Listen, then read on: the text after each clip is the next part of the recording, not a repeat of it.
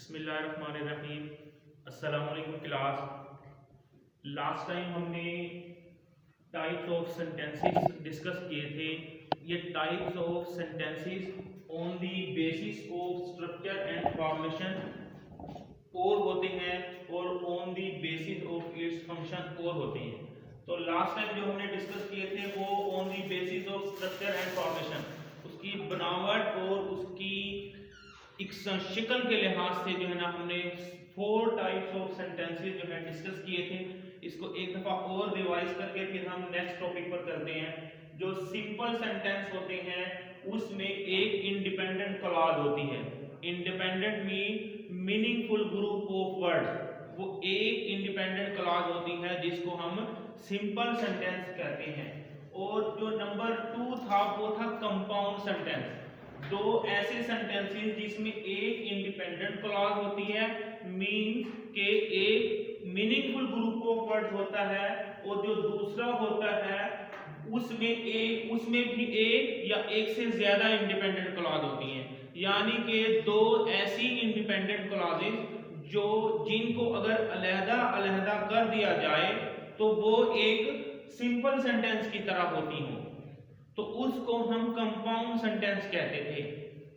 Number 3 में है complex sentence. Complex sentence में एक इंडिपेंडेंट क्लॉज होती है और एक या एक से ज्यादा डिपेंडेंट क्लॉज होती है। मींस के एक इंडिपेंडेंट क्लॉज और एक या एक से ज्यादा डिपेंडेंट क्लॉज हो तो हम उसको कॉम्प्लेक्स सेंटेंस कहते हैं। नंबर 4 पे कंपाउंड एंड कॉम्प्लेक्स सेंटेंस है। इसमें मिनिमम 2 इंडिपेंडेंट क्लॉज और एक या एक से ज्यादा डिपेंडेंट क्लॉज होती है, जिसको हम कंपाउंड कॉम्प्लेक्स सेंटेंस कहते हैं। अब आ जाएंगे नेक्स्ट टॉपिक्स की तरफ। Types of sentences on the basis of its function. इसके फंक्शन के लिहाज से सेंटेंस की टाइप्स कौन कौन सी हैं? इसमें भी 4 हैं। नंबर 1 डिक्लेरेटिव सेंटेंसेस, जिसको हम असर्टिव सेंटेंसेस कहते हैं, जिन उर्दू में बयानिया जुमले कहलाते हैं। नंबर 2 है इंपेरेटिव सेंटेंसेस। नंबर 3 है इंट्रोगेटिव सेंटेंसेस और नंबर 4 है एक्सक्लेमेटरी सेंटेंसेस। तो ये on the basis of its function it also has 4 types. One by one इनको डिस्कस करते हैं। नेक्स्ट पेज पर नंबर 1 है डिक्लेरेटिव और असर्टिव सेंटेंसेस। डिक्लेरेटिव सेंटेंसेस ये वो सेंटेंस होते हैं जो कि सिंपली एक्सप्रेस करते हैं ओपिनियंस का, फीलिंग्स का, और मेक्स अ स्टेटमेंट और डिस्क्राइब थिंग्स, या आम तौर पर किसी चीज को वजाहत से बयान करते हैं, इसलिए इसको बयानिया जुमले कहा जाता है। इंग्लिश में डिक्लेरेटिव और असर्टिव सेंटेंस कहा जाता है। In short definition, in other words, it declare something. Declare कहते हैं किसी चीज के बारे में डिक्लेयर करना, बयान करना, बताना, तो उसको हम डिक्लेरेटिव सेंटेंस कहते हैं। एग्जांपल है he is a boy. Simple sentence है ये, जिसको हम पॉजिटिव सेंटेंस बोलते हैं। She eats an apple. I want to be a good teacher. तो ये सिंपल सेंटेंसेस हैं, ये बयान दे रहे हैं, हम इसको डिक्लेरेटिव सेंटेंस कहेंगे। नंबर 2 है imperative sentence. Imperative sentences it gives request, command, instruction, share, wishes और इनविटेशन फॉर अदर्स। ये वो जुमले होते हैं जिसमें कोई रिक्वेस्ट या ऑर्डर या कोई एडवाइस वगैरह पाई जाए, हम उसको इंपेरेटिव सेंटेंसेस कहते हैं। जिसमें किसी काम के करने का हुक्म देना, किसी चीज से रोकना, कोई नसीहत करना, तो इसको हम इंपेरेटिव सेंटेंस कहते हैं। एग्जांपल में जैसे लिखा है प्लीज कोऑपरेट विद मी, इस सेंटेंस में रिक्वेस्ट पाई जाती है, तो इसलिए हम इसको इंपेरेटिव सेंटेंस कहेंगे। नंबर 2 सेंटेंस में turn off the TV, turn off the light, इसमें कमांड दी जा रही है। कमांड मीन ऑर्डर, हुक्म दिया जा रहा है इसमें, तो इसलिए हम इसको इंपेरेटिव सेंटेंस कहेंगे। इसी तरीके से नंबर 3 में भी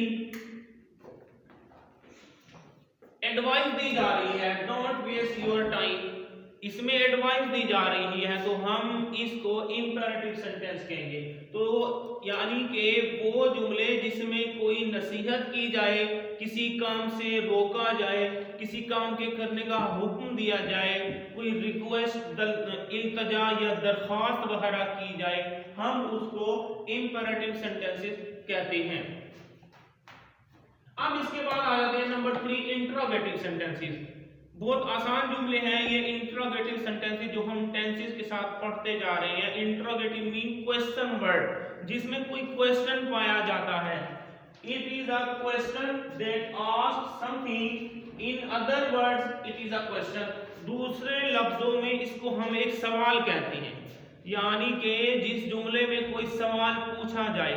अब सवाल क्वेश्चन वर्ड से शुरू किया जाता है या हेल्पिंग वर्ड से शुरू किया जाता है। जैसे कि क्वेश्चन वर्ड से शुरू किया जा रहा है, हाउ आर यू, ये क्वेश्चन वर्ड है। व्हाट इज द टाइम, ये इंट्रो क्वेश्चन वर्ड है। Are you ready to go, ये हेल्पिंग वर्ब है। एज ए हेल्पिंग वर्ब यहाँ पर क्वेश्चन के लिए यूज किया गया है।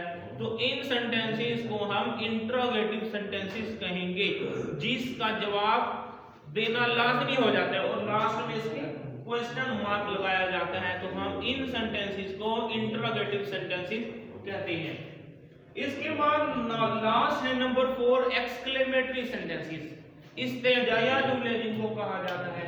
It expresses overflow of emotions. These emotions can be happiness, wonder, sorrow or anger etc.